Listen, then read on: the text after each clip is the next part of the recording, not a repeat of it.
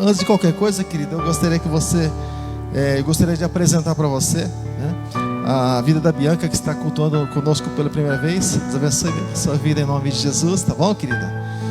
E nós fizemos um propósito a partir desse ano, né, de que cada visitante que estivesse aqui na igreja, nós estaríamos dando uma Bíblia para os nossos visitantes, para que ficasse realmente algo marcado no coração de cada uma delas. E eu creio que esse é um propósito que Deus tem colocado no nosso coração. Eu creio que Deus é aquele que está na frente de todas as coisas, né? Aquele que cuida de cada detalhe em nome de Jesus. Mas nós te convidamos, Bianca, para estar aqui toda segunda-feira, nosso culto de oração e intercessão, tá bom? Na quinta, nós temos a nossa campanha de portas abertas. E pode se assentar, querido. Se assente, por favor. Se assente, por favor. E na quinta temos nossa campanha de portas abertas. E no domingo, o culto da família, você é a nossa convidada, tá bom? Se sinta à vontade no nosso meio. Tenha esse povo como parte da sua família também. E a igreja também, eu acredito que tem algo para dizer para você. Vocês podem me ajudar, querido? Vocês podem me ajudar? Estendendo suas mãos aqui para frente, dizendo assim comigo: 1, 2, 3, 6. Você pode aplaudir ao nome de Jesus pela vida da Bianca? Pois depois, lá no finalzinho, você pode dar um abraço nela, tá bom, querido? Em nome de Jesus. Queridos, essa noite também nós temos algo a fazer. Lá no finalzinho do culto, nós temos hoje a confraternização dos aniversariantes do mês, né? E eu acho que esses aniversariantes foram comemorar em algum lugar, porque eles não apareceram aqui não. Mas amém, querido, amém. Amém. Eu quero pedir para que você abra, por favor, a sua Bíblia, que é a palavra de Deus. Estaremos meditando aqui alguns versículos. Evangelho de João, quarto dos Evangelhos. Evangelho de João, quarto dos Evangelhos. Depois que você encontrar o Evangelho de João, você procura, por favor, o capítulo de número 21. E depois que você encontrar o capítulo 21, você procura, por favor, o versículo 15, que é onde a princípio estaremos lendo. João capítulo 21, a partir do verso de número 15 da palavra de Deus. Você encontrou? Está escrito assim: e depois de terem jantado, disse Simão Pedro. Depois de terem jantado, disse Jesus a Simão Pedro: filho de Jonas, ou Barjonas, algumas traduções diz, amas-me mais do que esses? E respondeu: sim, Senhor, tu sabes que eu te amo. E disse-lhe: apacenta os meus cordeiros. Tornou a dizer pela segunda vez: Simão, filho de Jonas, amas-me? Disse-lhe: sim, Senhor, tu sabes que eu te amo.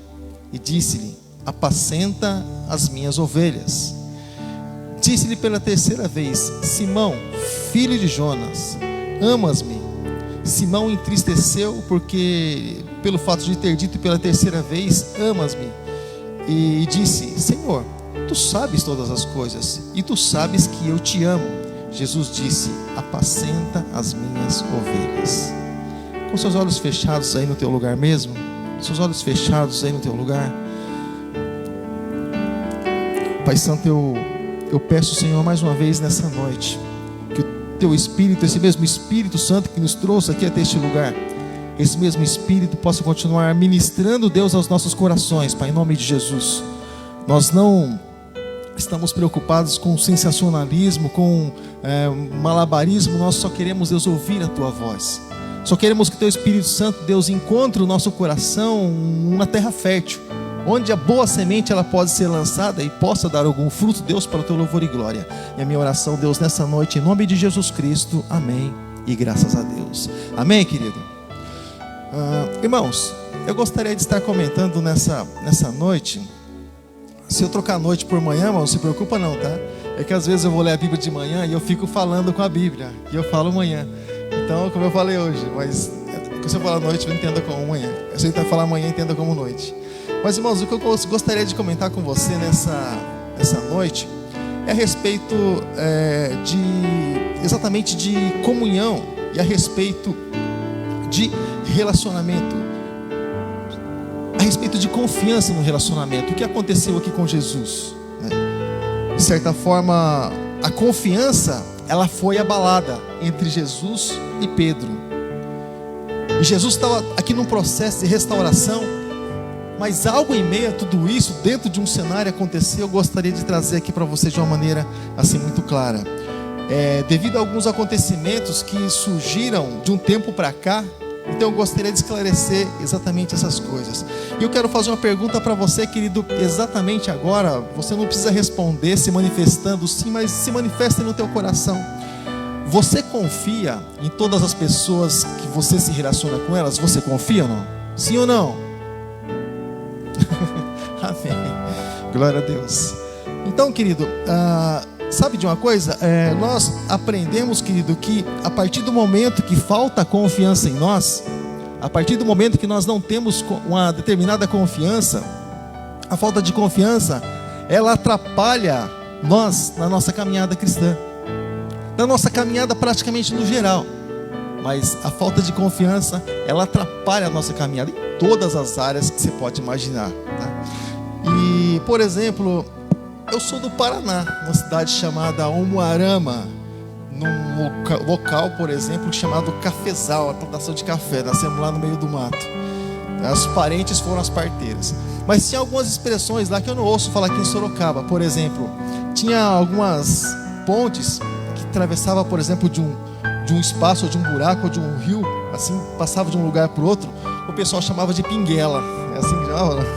Já ouviu falar nisso, pinguela? Já ouviu falar? Então, e confiança, irmãos. Quantas pessoas, às vezes elas não passavam, elas passavam por baixo, irmãos, se molhavam e tudo com muito mais dificuldade, mas elas não passavam pela ponte, pela pinguela. Sabe por que elas não passavam? Porque elas davam os primeiros passos, aquilo começava a balançar. Era feito por cordas, assim, madeiras, aquilo começava a balançar, ela já, opa, como quem diz assim, se a pessoa não está passando é porque ela não confia. Ou seja, nós entendemos que a falta de confiança muitas vezes atrapalha muitas vezes nós de caminharmos. Amém, querido? Você tá entendendo, querido? E tempo atrás teve uns brinquedos, foi no centro da cidade, o pessoal estava fazendo, no Parque das Águas também teve esse brinquedo aí. É espécie de uma corda bamba, não era corda aquilo, mas simbolizava uma corda que ficava esticada assim, de uma árvore a outra. E a pessoa pegava um varão assim na mão, que é com aquilo que ela iria equilibrar. A pessoa, claro, segurando ali por perto. Mas o sujeito subia em uma escada, subia naquela espécie de corda bamba, e ela, né, dava ali os primeiros passos. E a hora que ela via que ficava suspeito, alguém segurava ela. Mas eu não vi ninguém passar aquilo assim de um lado para outro.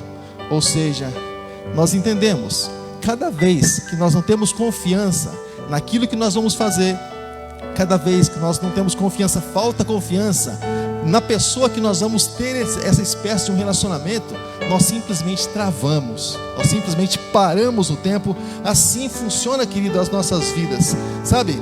E a coisa que nós achamos assim bem interessante, querido, é que Jesus, por exemplo, fez um teste com Pedro a respeito de confiança. Jesus, certa vez, em um momento em que Pedro, por exemplo, e juntamente com os discípulos estavam, Jesus disse que eles atravessariam do outro lado, mas Jesus, enquanto isso, foi orar ao Pai. E aí, então, nesse meio tempo, veio a tempestade, tantas coisas, e os discípulos, em meio àquela tempestade, Jesus apareceu de noite. Aí Jesus fez um teste com eles. Jesus falou: não tenham medo, sou eu. Pedro disse assim: se és tu, então me mande ir de encontro com o Senhor. Jesus disse: vem. O que ele precisava, irmãos? Só confiar naquilo que Jesus havia dito. Esquece água, se é vento, se é tempestade. Ele só precisava confiar na palavra de Jesus. Ele começou a dar os primeiros passos, irmãos. Até então, tudo bem, né? Porque assim, nós entendemos que toda aliança, toda aliança no começo, ela funciona, mas com o tempo começa a gerar algumas desconfianças devido a algumas coisinhas que acontecem. E alguma coisinha que aconteceu ali nesse meio tempo foi o vento soprando sobre Pedro. E quando o vento, aparentemente ele estava andando sobre a água igual Jesus nessa aliança: vem até mim. Mas quando soprou o vento, ele falou: opa, eu andando sobre as águas. Ele se esqueceu da palavra que havia sido liberada sobre a vida dele. E automaticamente ele começou a se afundar. Ou seja, ele se esqueceu de uma aliança que Jesus tinha feito com ele. Pastor, mas Jesus tinha feito aliança com ele? Você sabe até quando que vale a aliança de Deus conosco? Até o ponto de nós assumirmos que nós realmente confiamos no Senhor. A partir do momento que gera uma desconfiança da nossa parte, algumas coisas da nossa vida elas passam a não acontecer. É por isso que muitas vezes, muitas pessoas elas acabam ficando de fora. E muitas vezes, até mesmo usando métodos, irmãos, que são bíblicos, muitas vezes não funciona. Eu estava falando hoje na escola bíblica a respeito de Israel, quando eles entenderam que, por exemplo, a partir do momento que eles jejuassem, que eles se consagrassem ao Senhor, Deus estenderia a mão para eles. E eles se consagraram a Deus, mas não aconteceu nada. Mas dentro da aliança, dizia que eles tinham que estar com a vida ajustada, não simplesmente um momento de consagração. Isso fazia parte da aliança. Jesus disse assim, olha, Deus disse assim, eu quero muito mais do que jejum, eu quero muito mais do que o momento de vocês, mas eu quero que vocês estejam ajudando os órfãos, as viúvas, os necessitados. Eu quero, acima disso, eu quero o coração quebrantado e contrito. Ou seja, então, querido, nós entendemos que por parte dos judeus gerou desconfiança, como quem diz assim, ó Senhor, mas o Senhor não está cumprindo o que está escrito. Jesus fez com que eles viessem a ler, realmente entender o que dizia as Escrituras. E muitas vezes nós precisamos trazer à memória, né, aquilo que diz as Escrituras. Mas, querido, o que eu quero dizer para você nessa hora, eu quero ser bem breve devido ao horário, mas o que eu quero dizer para você nessa hora, querido, é que algumas coisas, irmãos, nós entendemos dentro, querido, desse momento de comunhão, é que nós temos uma dificuldade muito grande de nos relacionarmos com pessoas, mas vai muito mais além. Nós temos também muitas vezes dificuldade de nos relacionar com o próprio Deus, porque quando você se relaciona com alguém que você entende a pessoa, talvez seja um pouco mais simples. Mas quem é que pode entender a mente de Deus? Mesmo sabendo que Ele é bom, aquilo que Ele faz aparentemente, né? Nós entendemos como bem, porém não conhecemos a mente dEle, nem por caminho que nós vamos trilhar, traçar. Então muitas vezes a pessoa ela gera aquela desconfiança, e muitas vezes ela reclama a Deus. Pastor, olha, eu nunca reclamei de Deus. Você nunca falou para Deus, ô Deus, por que só comigo? Ô Deus, mas que falta de sorte essa minha, Deus. Eu vejo todo mundo sendo abençoado, alcançando tua presença, sendo tocado, sendo restaurado, transformado, vida toda a família no altar. Deus, só eu que... Deus, por que eu bato tanto nessa porta, essa porta não abre? Quando nós falamos assim, querido, significa que, né, nós não entendemos a Deus, mesmo sabendo que Deus é bom. Mas Ele nos leva por caminhos, querido, que nos obriga praticamente a confiar cegamente nele. Como o povo do deserto, por exemplo, não sabia exatamente por que caminho iriam ser levados, mas eles precisavam confiar. Então, querido, quando o Senhor Ele te levar por caminhos, não importa qual a direção que o Senhor tem ali traçado para a tua vida, confie no Senhor, espera no Senhor, entrega literalmente, querido, o teu caminho ao Senhor, amém, querido? E o mais Ele fará. Como que vai acontecer? Não importa como vai acontecer. O importante é que tudo está entregue nas mãos de Deus, e é nisso que nós precisamos acreditar. Amém, querido? E nessa pandemia, irmãos, aconteceu muitas coisas assim que assustou até mesmo. Porque a pandemia foi uma coisa assim bem interessante e nos fez aprender muitas coisas da pandemia. Uma delas, por exemplo, é que muitas vezes nós mesmos nos conhecemos, e muitas vezes não conhecemos as pessoas que estão do nosso lado. Durante a pandemia, irmãos, eu creio que acho que uns 3 ou 4 casais amigos meus, eles acabaram nesse processo de divórcio. Não vou entrar em certo e errado, em questão quem é, quem não é, quem deixa de ser. Não vou entrar nessa questão. A questão é a causa. E você sabe qual foi a causa? Eles começaram a conviver juntos. Porque até então eles não conviviam juntos, eles trabalhavam. Os dois trabalhavam, se viam de vez em quando, né? Chega cansado do trabalho, já tem outras coisas para fazer em casa, e eles não sentavam para se conversar, para procurar se ajustar. E na época da pandemia não teve opção. As empresas disseram, fica na casa, e eles tiveram que se combinar. Aí as coisas não deram muito certo, né? As coisas deram muito certo, e foi um índice em alto, irmãos. até assustador, de pessoas assim que simplesmente tomaram seus rumos, porque não conseguiram resolver seus problemas, seus conflitos.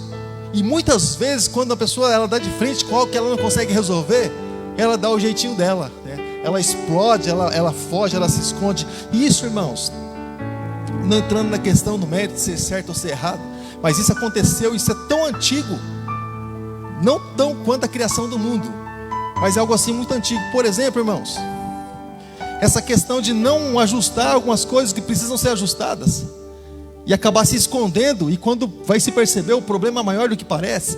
Por exemplo, vamos subir lá para o céu, né? Vamos nós lá no céu. Lúcifer está descontente pelo fato de ele ser simplesmente o querubim da guarda ungida, e ele quer sentar no lugar de Deus. Ou seja, mas ele chegou algum dia para Deus e Deus disse: Deus, por que o senhor está sentado num lugar melhor que eu, foi privilegiado que eu? Ou seja, você percebe que, por exemplo, porque houve um descontentamento no coração dele, mesmo ele tendo esse relacionamento com Deus, isso não foi exposto. E é por isso que a palavra do Senhor diz que tudo aquilo que passa dentro do nosso coração precisa ser conhecido diante de Deus. As nossas petições, Paulo usa essa expressão.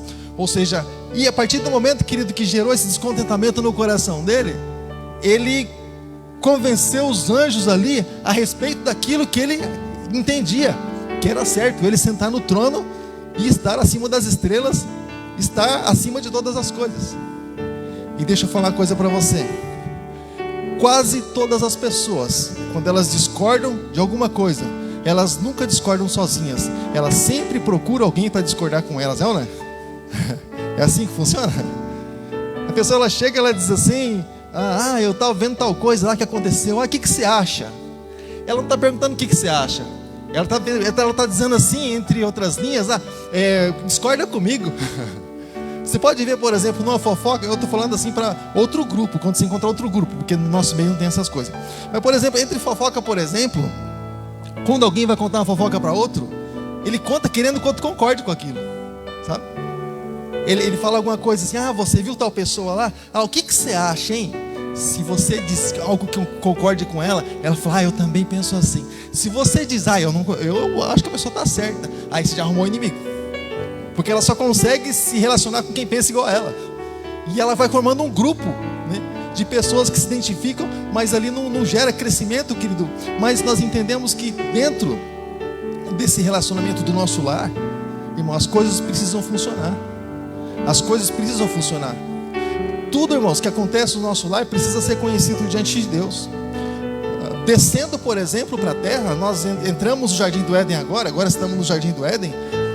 Adão trabalhava, ele já era, se você já se perguntou, vou te responder, ou se você nunca se perguntou, mas tem uma interrogação aí, quando você diz assim: quem é que inventou o trabalho? Bom, já te explico. Antes de Adão e Eva, já tinha os anjos que trabalhavam para Deus, mas enfim, Adão era lavrador no Jardim do Éden. Deus criou um jardim no Éden e pôs o homem para lavrar. Claro, o trabalho não era árduo, mas Adão era um lavrador.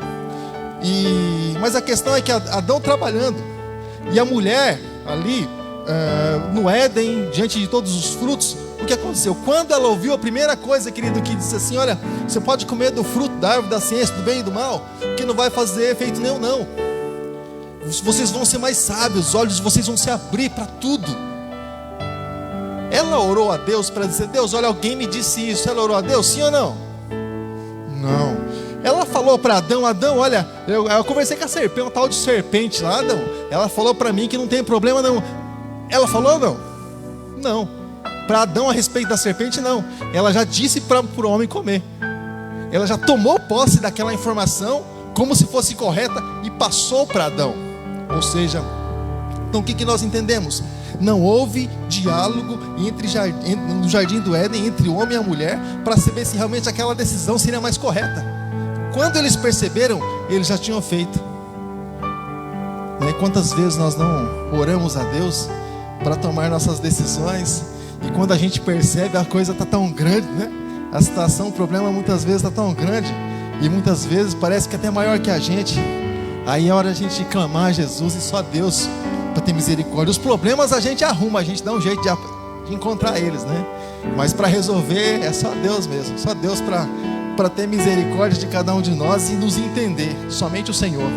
Mas, querido, as pessoas, na maioria das vezes, elas se escondem cada vez que elas têm que resolver um problema e um conflito, porque elas não querem, o máximo que elas querem na vida delas é evitar atrito. Quando o casal, eles desobedeceram a Deus, sabiam que estava errado, já entenderam então que estavam errado, o que eles fizeram? Eles se esconderam. Ou seja, eles não queriam conflito com Deus, atrito com Deus, porque eles já entenderam que estavam errados. E aí, querido, como por exemplo, mesmo muitas vezes reconhecendo os nossos erros, ainda assim muitas vezes nós, muitos momentos, fazemos questão de resolver do nosso próprio modo. É assim ou não é? Eu sempre falo, nós nunca estudamos elétrica, irmãos. Nunca estudamos assim, nada relacionado à construção civil. Nunca fiz curso de encanador, nunca fizemos curso de encanadores, né? Mas a gente não dá o jeitinho lá em casa? Não dá, Marcão. Você remenda uns fios lá, né? Funcionou para nós, tá bom, né? Então, a gente dá um jeito, nós nunca nos especializamos nisso, mas a gente sempre dá um jeitinho nosso. Então aqui eles deram um jeitinho também, irmãos. Bom, Deus já não estava sabendo, o problema foi maior do que parece, então o que eles fizeram? Eles cobriram a nudez deles com algumas folhas, assim, folhagens, cobriram do modo deles. Deus disse, não vamos errar a segunda vez, né? Aí Deus fez lá com pele de animais, cobriu a nudez dele, claro, já representando o sacrifício de Jesus na cruz, que cobriria nossa vergonha, nosso pecado. Mas a questão, querido, é que o diálogo parece que é a última coisa, né, que muitas vezes acontece dentro do nosso lar, dentro da nossa casa. Quantas vezes a gente chega, querido, do trabalho em casa, e a gente diz assim, não quero nem papo, não quero nem conversa. É assim que funciona? Estou estressado hoje, não quero nem conversa. Se o lugar de paz, se o lugar que realmente a paz deveria reinar, o diálogo ele não acontecer, irmãos, você pode ter certeza que, sabe, os problemas possivelmente virão, né? E possivelmente nós não vamos conseguir resolver. Sabe, irmãos, uma coisa que a gente começa a aprender durante o nosso dia a dia, irmãos, na nossa caminhada cristã, é que muitas vezes, irmãos, a gente sabe exatamente aquilo que é certo, exatamente como as coisas funcionam, mas a gente imagina que sempre vai acontecer na casa dos outros. E há estratégias no mundo espiritual. Se você estudar um pouco sobre batalha espiritual, você vai ver o que eu estou falando. Quase que todos os momentos se repete isso. Há uma estratégia, irmãos, de separação entre o homem e a mulher, no sentido de isolamento, exatamente dessa falta de comunicação. O Senhor, irmãos, Ele permite que eu e minha esposa, quando eu falo minha esposa, falando marido e mulher, relacionamento, Ele permite em um momento só, para uma causa só, nós estarmos cada um no seu canto, irmãos. Somente para um momento. E depois se junta de novo para não dar legalidade para Satanás. Só por uma causa, para oração. Fora isso, não. Para que não dê legalidade, para que algo não entre ali no meio e fica complicado. Então, se dentro do nosso relacionamento algo entrar, irmãos, a não ser Deus, a não ser o Senhor, que é o que traz a comunhão, que ajusta todas as coisas, e é Ele que faz todas as coisas dar certo, né? Porque a gente assim vive de novidade, né? Agora me explica como é que a gente vive 33 anos, que é o tempo mais ou menos que a gente é casado, irmãos. Como é que alguém vive 33 anos junto, debaixo do mesmo teto, irmão, se combinando, sendo totalmente diferente um do outro, e as coisas têm que funcionar, né? Totalmente diferente, né? Um apertou, explode, pá! E outro, como é que vai fazer? As coisas nunca mudam? Como é que funciona tudo isso, irmão? Como é que funciona essa engrenagem, irmãos? Sem oração, irmãos, para que a gente venha aprender a ceder, sabe, irmãos? Porque quando a gente cede, irmãos, não significa, irmãos, que a gente está se mostrando mais fraco. Pelo contrário. Quando nós cedemos, irmãos, para alguma decisão, seja no trabalho, seja no nosso convívio, no nosso lar, seja como for, quando a gente cede, irmãos, significa que nós temos maturidade. Significa que nós somos mais fortes, porque nós poderíamos dizer sim ou não. E normalmente quem resiste numa decisão e insiste naquilo, não, tem que ser do meu jeito. Sabe o que significa? Aquela pessoa, ela é meio descontrolada, ela não tem ali diretamente uma condição de dizer sim ou não. ela precisa ser do jeito dela. Então, quando nós passamos a ser flexíveis, seja nas decisões, seja no dia a dia, quando passamos a ser flexíveis, significa que nós temos maturidade. Então, o fato de você ser flexível não significa que você é fraco, significa que você sabe o que você está fazendo. Amém, querido? Então, muitas vezes nós aparentemente perdemos algo, mas nós vamos ganhar muito mais ainda. Você pode ter certeza disso. E é interessante que quando a gente passa a ser flexível, as pessoas do teu lado, elas possam te valorizar. Por quê? Porque automaticamente na flexibilidade você está honrando elas. Porque poderia ser do seu jeito, mas então você abre mão. Automaticamente você está honrando elas, você traz elas para você. E foi isso que aconteceu lá com Pedro, né? E com Jesus Cristo. Jesus foi atrás dele, fez o concerto, realizou o concerto, mas a aliança, ela precisou ser renovada. E nós entendemos que as alianças da nossa vida, elas precisam passar por processo de renovação. Sabe, nesse meio tempo que a gente é casado, eu não lembro quantas vezes nós fizemos, eu não sei, irmãos, deve ter um nome tecnicamente correto. Nós, assim, na nossa simplicidade, falamos polir, né? Eu vou polir a aliança lá, vou mandar para dar um brilho na aliança para ficar mais bonita. É assim que a gente fala, para que entre em destaque a aliança, para que as pessoas vejam de longe, né? E a nossa aliança com Deus, muitas vezes nós precisamos polir ela, sabe, dar um brilho nela, dar um destaque nela, através da nossa comunhão, da nossa busca ao Senhor, dos nossos momentos de consagração. Muitas vezes nós precisamos polir ela, dar um brilho nela, sabe? E a nossa aliança até mesmo dentro do nosso próprio lar, irmãos, dentro aqui da comunhão, até mesmo com relação aos irmãos, muitas vezes nós precisamos dar um brilho nela, sabe? Para mostrar que ela existe, sabe, querido? Você pode, por exemplo, polir, por exemplo, sua aliança, por exemplo, no relacionamento, dizendo para sua esposa que você ama ela, né? Quantos aqui fazem isso? Já fizeram isso uma vez na vida? Você diz para sua esposa que você ama ela, você fala isso para ela, você fala, né? Você alimenta isso. De repente você diz assim: para você isso não é nada. Eu não estou dizendo que é para você, é para ela. O abraço que você dá, de repente você chega na igreja, você nem quer abraçar ninguém, você quer falar: eu quero paz hoje, nem vem com um abraço. Mas você cumprimenta, você abraça, você olha nos olhos da pessoa, você traz para você. Para você pode ser simplesmente mais um abraço. Para a pessoa, irmãos, às vezes a pessoa estava precisando disso, sabe, para se levantar. Às vezes um abraço vale mais do que muitas palavras, porque com um abraço você diz que você tem um carinho pela pessoa, que você ama ela e que você quer ela perto de você, ela faz bem para você, sabe, querido? E é precioso, irmãos, esse momento de comunhão, é precioso esse momento de união. Quero chamar minha família aqui à frente. É precioso, irmãos, esse momento de união, esse momento de nós estarmos juntos, querido, sabe? Há momentos, irmãos, e há pessoas que dizem assim: eu prefiro viver no trabalho do que na minha própria casa. Eu prefiro viver entre os meus amigos do que dentro do meu próprio lar. Lá pelo menos tem pessoas que me aceitam. Tem pessoas que, irmãos, de maneira nenhuma, irmãos. Primeiro, irmãos, nossa vida com Deus. Nossa vida com Deus em primeiro lugar. Depois, irmãos, dentro do nosso próprio lar, irmãos, como é que nós somos vistos? Como é que nós somos conhecidos dentro do nosso próprio lar? Que legado, irmãos. Minha esposa, vem aqui à frente, por favor. Nossa família, irmãos, que legado, irmãos, nós vamos deixar, irmãos, para a nossa própria família, sabe?